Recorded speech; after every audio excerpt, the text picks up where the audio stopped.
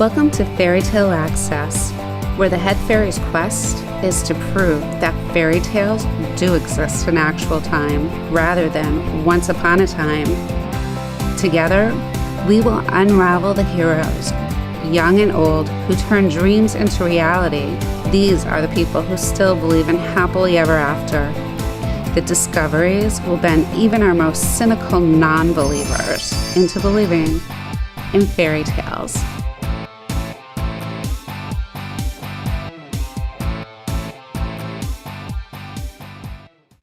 Welcome to Fairy Tale Access. Today we have Tina Glasneck from Richmond, Virginia by Skype with Once Bitten. You're going to love this author. Thank you for joining us. How are you? Thank you so much for having me. This is a great day. I'm happy to be here. Oh, it's my pleasure. I love this book. Okay, so is any of this real? Is there like a real reader cruise? No, there is not a real reader cruise. But maybe you and I can get together and make that happen because it needs to happen. It does. I don't know if I like the repercussions later, but I think it would be exciting to be on a cruise with a bunch of readers that have read some of the same books. And especially for the authors. I got the idea of the reader cruise from all of the different conventions. And because we're dealing with Aleister and his particular specialness of being a shifter, it made sense to have water nearby. So I wanted to make sure that I could include a lot of that fandom and the feel of fandom. And that's what you get with that reader cruise. I think it would be such a good movie, too. Ooh, I love that. Well, you gave him such a different spin for a shapeshifter. And then, later on, there's like that whole James Bond stuff going on underground. And I loved it. I just had so much fun. I read it in one sitting. So I really advise you to start early because I was up late. Amazing. Love it. There's so much humor in the fantasy itself. It was just fun. It played out really well. It seemed really realistic. Like, wow, this could happen. I could imagine it happening. I just love the way you wrote it. So tell me about your background. What are your writing skills? Where do you get them? Well, I've been writing all of my life, but I started actually professionally writing in 2012 was when I released my first book. But my background is law. I was a criminal paralegal, so I did a lot of legal criminal things. No, I didn't do criminal things, but I did a lot of criminal criminal law help. And so starting from that background of mystery, thriller, and suspense, I naturally want to include that in my world, whatever I build. And when it comes to the characters, a lot of Leslie is based on me. And my favorite character is Gran, actually, who is her ghostly Gran, who is a hoot. And that is my mom. She does not know that. Now she will. Now she will. Well, how did you start this? Is this going to be a series or is it a standalone? This is a series. This is, there's 7 books in that series now. Wow. Where we're continuing to follow Leslie as she's unfolds into this new world. And so we still get tons of, it's kind of like Buffy meets Supernatural in the sense of you have a new monster each week. So for every book, you have something different that she's dealing with. But you have the overarching characters and you have the overarching growth, which is very important to me. I want her to incrementally improve in her skill set. And there's one word that Anglophile, Anglophile. Yes. Mm-hmm. So can you tell us a little bit about that and how it weaves into the storyline? So for Leslie, I like to think of her as being a writer who's falling into her own musings. She's writing this paranormal stuff, and now she's realizing that the paranormal is there. And so she's always had a sense of love for all things English or British. And under that, you also have that love of Scottish lore and myth. Um, and so when we're dealing with that of Aleister, who we find out is Nessie, it just ties more into her whole love of castles and wanting to know more about the castles and the history and everything that has to do with being in that world. Yeah, I like the way that it seemed to combine the history, mythology, Norse gods, dragons, just the whole storyline. And not that they were really dragons, but the kind of, yeah. I don't know, but you had like this way of spinning it all together that just made it like, wow. I love Norse mythology, and Norse gods are like my cup of tea. I have a thing for Loki, as probably half of America does. Thank you, Tom Hiddleston. But so being able to find a way to bring in Norse gods, especially because Norse mythology continues to influence our everyday, and we see it in Norse culture or in American pop culture. So it just made sense to also bring in that tie in that love of Norse myth. I mean, everything in there is just, okay, Tina, what do you love today? I want Freya, I want dragons, I want magic, and I want, people to know that life doesn't end once you hit 30. Right. That whole starting over when you're an adult. And I love that there might be a slow burn love story going on in here. Yes. I did not want it to be hot and heavy. Because after you get to a certain age, when life is changing and you've had to find a new job maybe or start a new career, there's something great about that first thing of what do I do now? And finding your feet under you, but also the community around you. No one really lives isolated. And so having that community to build you up and be there and to help you through that process, I think is also important. It's definitely important. And she did have some good friends, or unusual friends. I love her sister, Claudine, she hires as her assistant. I have a sister, but she is not my assistant. But my sister is also a hoot like Claudine. But I think it's important to also surround yourself with people who are not just going to tell you yes. And so she has that sounding board. And I find that important to have, and I want Leslie to have that too. Well, I think you did all of that really well. It's a multi-layered world. I like the whole string along that there's always more than what meets the eyes. That really played out well. And how you have to look for answers yourself. Sometimes, everybody can give you their opinion, but in the end, it's going to have to be your decision. Yes. For Leslie, one of the great things is that she's willing to look for answers. She's not just saying, not my problem. I know. But the whole crows thing, I mean, I thought about it for a couple days after, and I just couldn't stop giggling. It was so cute. I mean, it was just so hysterical. I had so much fun. I would definitely go on a cruise with you. I don't know if I'd come back on the same, but it would definitely be an adventure. Yes, it would. Guaranteed. We always try to have fun at any con that I go to. I'm a hoot, I hear. I do karaoke. I have tons of stories, war stories along the way, I guess. So how long have you been writing? I've been a storyteller all of my life, but I've been published since 2012. Mm-hmm. And I first started with mystery, thrillers, and suspense. So really dark things. And one day at work, we had we thought we were going to have an at-work shooting. And so to process that, I actually started writing. And I had wanted to write a story set in Scotland with ghosts. And that then dissolved into this whole murder mystery. And so I stayed playing with that for a while.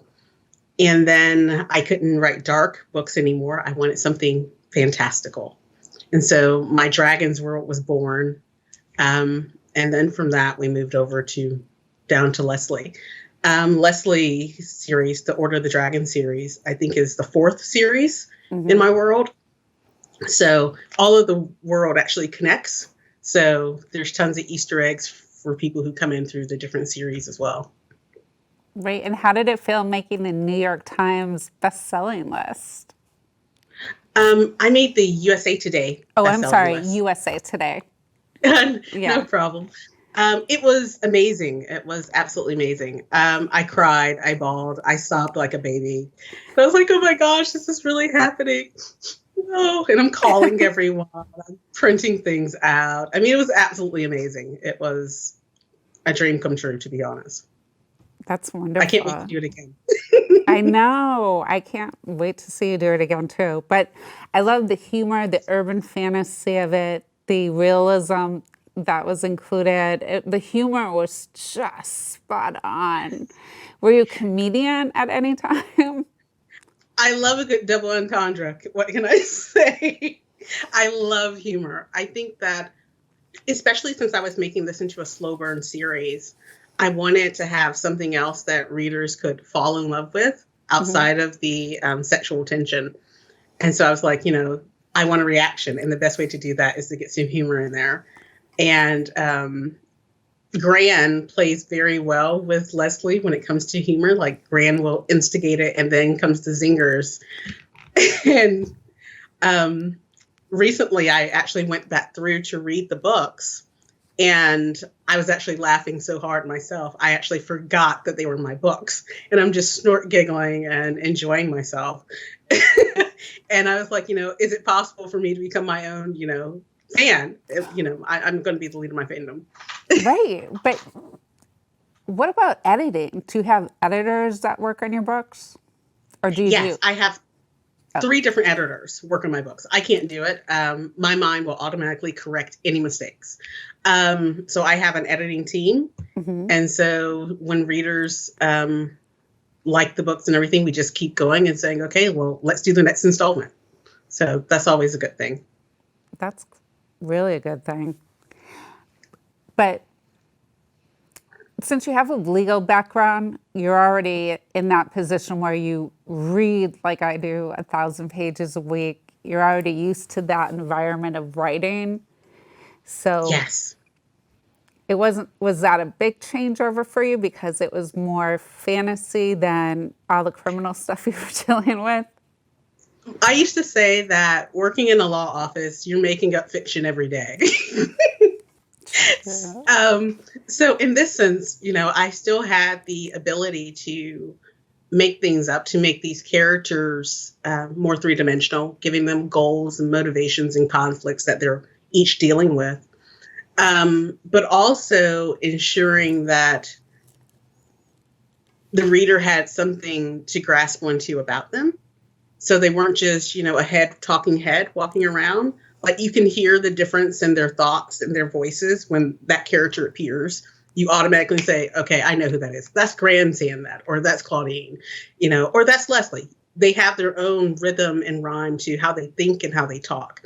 And so in legal work, although we're dealing with a lot of legal precedent, we're still trying to show the courts the person behind the legalese. And so after 10 years of working in law, it was a second nature to just apply it to my own books. It's really beautifully done. It was. Oh, thank you, Tina. I just had so much fun reading it. I don't know. I really wanted to be on that cruise. I think we need to talk to the cruise lines. I think we should really plan that. Like, seriously. Cover models, readers, writers. It would be so much fun. Just so much fun. It would be, and set up like a conference around it or something. Yes, definitely. And what about, the secret hideout, the James Bond type of background that you wove into it? Well, kind of like the idea behind a lot of this is kind of like how Buffy did her series. You know, you had the Scooby Gang, so you had that core group of people. but you also had, the library or somewhere where they would hang out to actually regroup. And so for Leslie, because she's coming into the supernatural world, I wanted to already be established and have an array of characters who were also, working on their different things.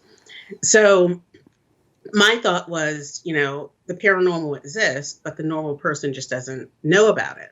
And so there has to be these operatives out there who are making sure that that information doesn't leak. It is totally coming back to my legal background and working with police officers and, all that stuff and saying, okay, well, we're going to make police officers into shape-shifting wolves, and we're going to make them, more party kind of people so that they're having fun. And, it's not necessarily the hard takedowns, but it's still keeping a balance of what's revealed and what's hidden. Oh, that's good. What other things did you use for world building? Well, I set this in New York City. In 2014, I actually took a trip to NYC. I was on a TV show, and I got to learn the city, hear the sounds, smell it. And I was like, this is a great place for the paranormal to hide. There are so many tunnels and so many different people groups and smells and taste, just such a great, rich city. And I was like, okay, if I ever write something that desires a place that is layered, New York City is going to be it. And it was just the perfect setting, You can hide in plain sight in New York City and no one would ever know, I think famous people, they walk the street all the time and no one really is like, oh yeah, you're blah, blah, blah. It's just like, whatever. You're in New York. Right. New York is like that. I don't know.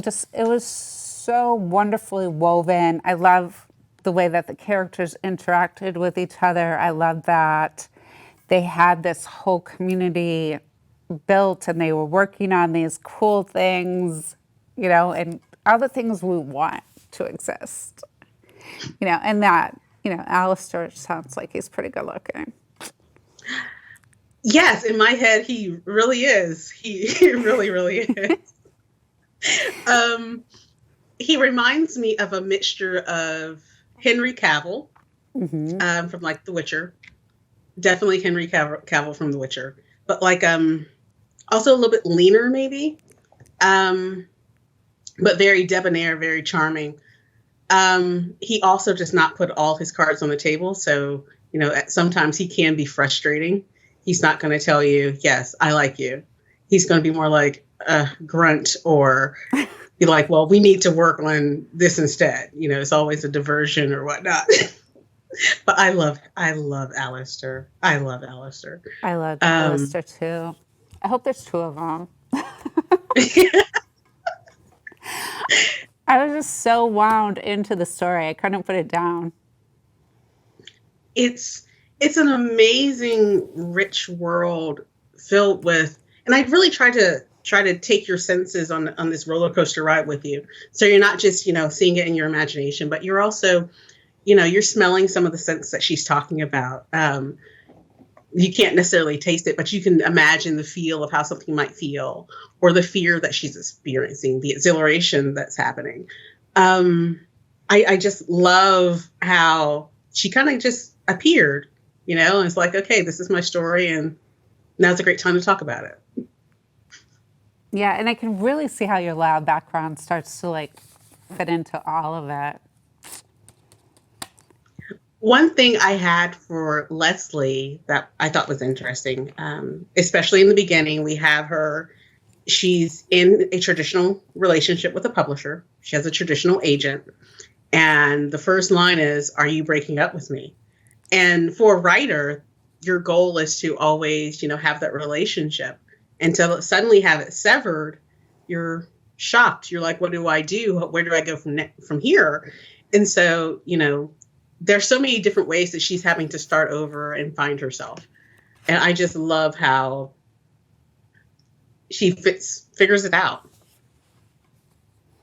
Yeah, she definitely figures it out. It's so cute because it's like all of us at one point or another, especially if you're a professional woman working and, you know, and things change. It's like, Yeah. no, this is not the way that I wanted it to change, you know?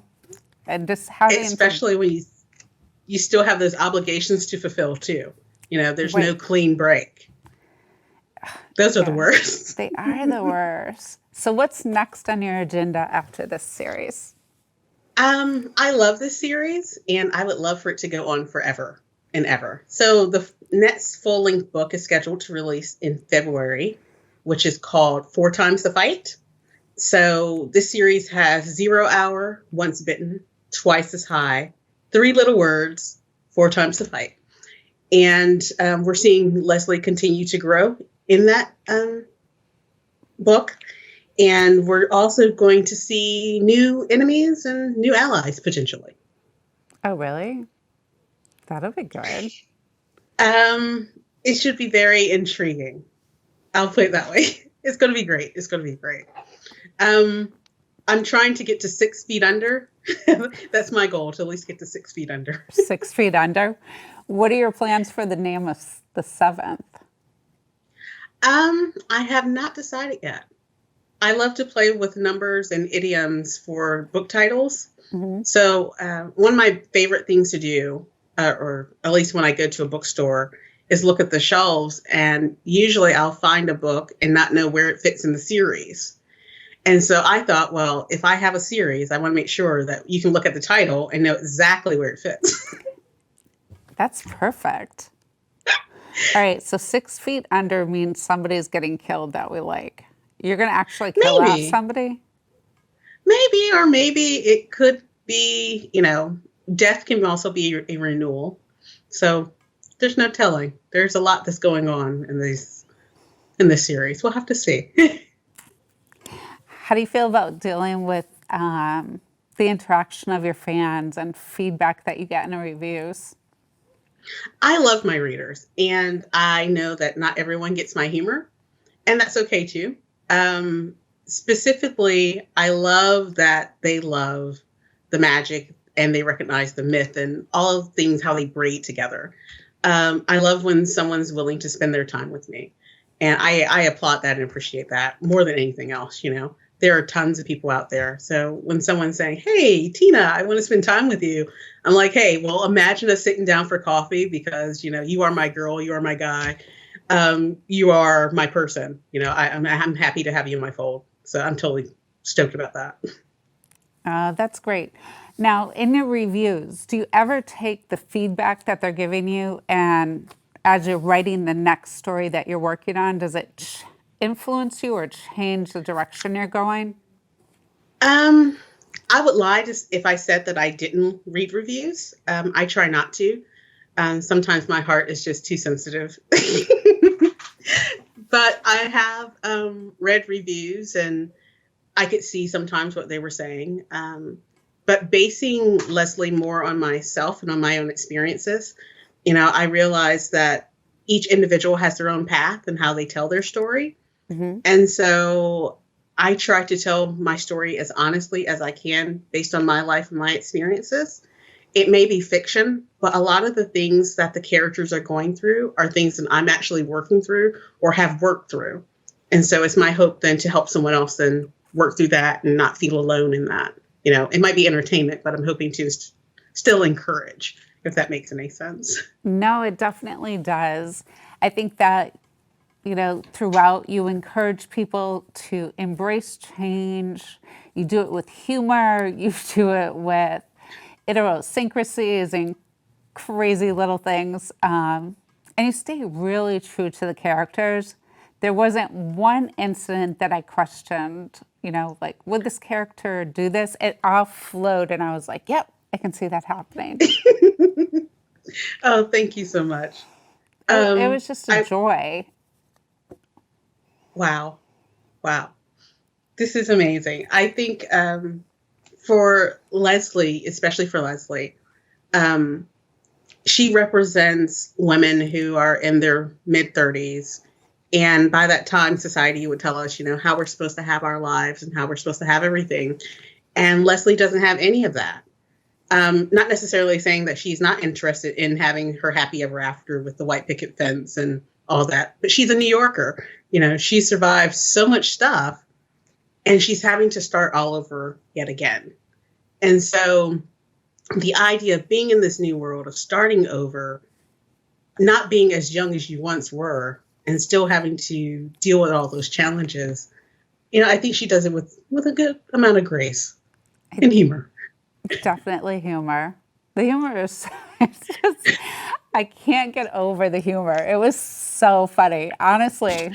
And I'll be thinking about it again later today. And it just makes me giggle. It's like, whoa, what happened? And I'm just like, wow, now I really want to go on a cruise. We really have to work on that one. We're going to have to work on that one, definitely. Definitely. Oh, and what advice do you give young people that are deciding their career paths? I would say that the best thing you can ever do is go after that which gives you joy. No matter what kind of pay you might receive in the beginning, it's all about that joy, because that will continue to spark that. You have to enjoy what you're doing, or it's not really a career to embrace. It's probably not something that's going to be healthy for you long term, because you have to spend hours of your life doing that task. So you have to follow joy. Always joy. Joy and love. Joy and life. That's perfect. Well, thank you for sharing so much about the series you've written, about Once Bitten. I can't wait to read the rest of the series. It's wonderful. And are you going to be doing audiobooks? I'm hoping to, yes. That is on the to-do list. Definitely. That sounds like it'll be fun. And until next time, keep asking questions. If you want a seriously enjoyable, laugh out loud series to read, Tina Glasneck will not let you down with anything you choose. And Once Bitten will keep you up late, so start early. We'll see you soon.